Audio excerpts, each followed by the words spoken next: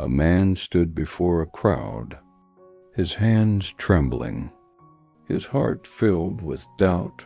In front of him stood a prisoner, quiet, wounded, crowned with thorns, and with just one decision. This man would change history forever. But here is a question that still echoes through time.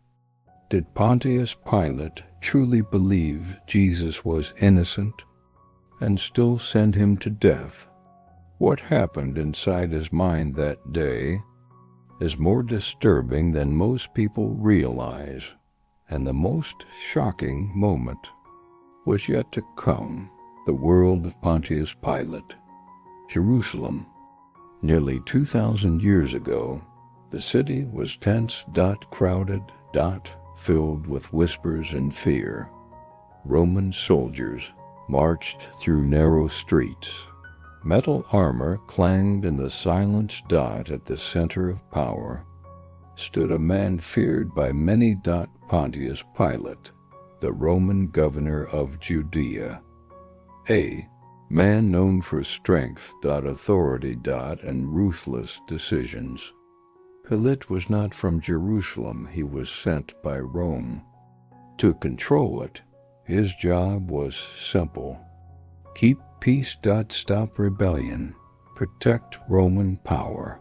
But Jerusalem was different. The people were passionate, religious, unpredictable, and during festivals, tension always rose, yet nothing could prepare Pilate for the prisoner brought before him one morning, a man named Jesus of Nazareth. But what Pilate did not know was that this trial would become the most important judgment in human history, and the tension was only beginning. The trial begins. It was early morning. The religious leaders arrived angry, determined. Their voices were sharp, their faces filled with hatred. They demanded justice, or rather, they demanded death. They accused Jesus of claiming to be a king. To Rome. That was treason. Pilate listened carefully.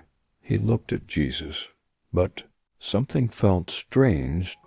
This man did not look like a rebel. No weapons. No soldiers. No fear. Just silence and calm. Pilate asked him directly, "Are you the king of the Jews?"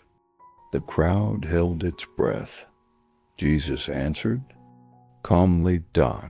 And what Pilate saw next confused him even more. No anger. No defense.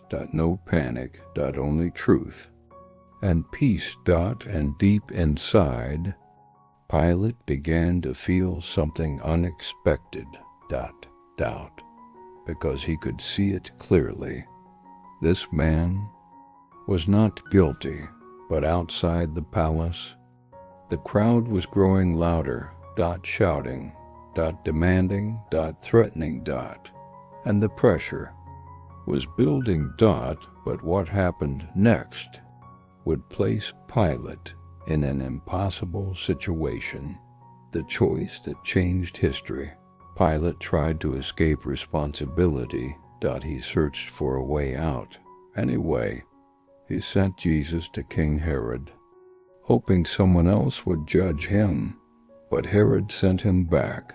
Now the decision was Pilate's alone. The crowd outside had grown wild. Angry voices filled the air. Crucify him.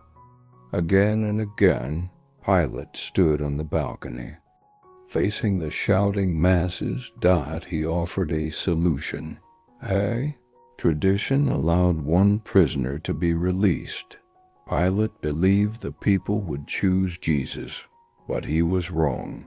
They chose Barabbas, a known criminal, a rebel, a violent man, and they demanded Jesus be crucified instead. Pilate's heart raced. His mind struggled.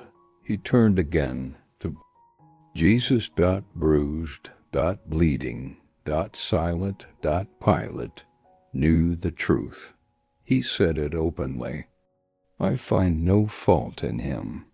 Yet the crowd grew louder, more dangerous, more violent. They threatened rebellion, and rebellion could cost Pilate everything. His power, his position, even his life. And then came the moment history would never forget. Pilate called for water. A bowl was brought before him, in front of the crowd. He washed his hands, slowly, deliberately, and declared, I am innocent of this man's blood. But was he really innocent? Because even after washing his hands, he gave the order, crucify him, and in that moment, Pontius Pilate made the decision that would echo across centuries. But the deeper meaning of that choice was far more powerful than anyone realized. The deeper truth behind the decision. Pilate believed washing his hands would remove his guilt, what history remembered. Otherwise, because the truth is simple. He knew Jesus was innocent, yet he allowed fear to control justice. Pilate was trapped between truth and pressure. Between conscience and power. And that struggle is not just ancient history. It is human nature.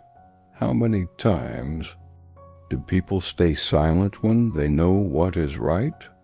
How many times does fear defeat truth? Pilate represents a moment every human eventually faces, a choice between courage and comfort. Justice or safety, truth or popularity. And on that day in Jerusalem, Pilate chose safety. But the story did not end there, because according to ancient traditions, Pontius Pilate never escaped the memory of what he had done. Some accounts suggest he lived with regret. Others claim his name became forever tied to the suffering of Jesus. But one fact remained unchanging. His single decision became part of the greatest story ever told. And the consequences of that choice still echo today. Yet the most powerful lesson was still waiting at the end, reflection that stays.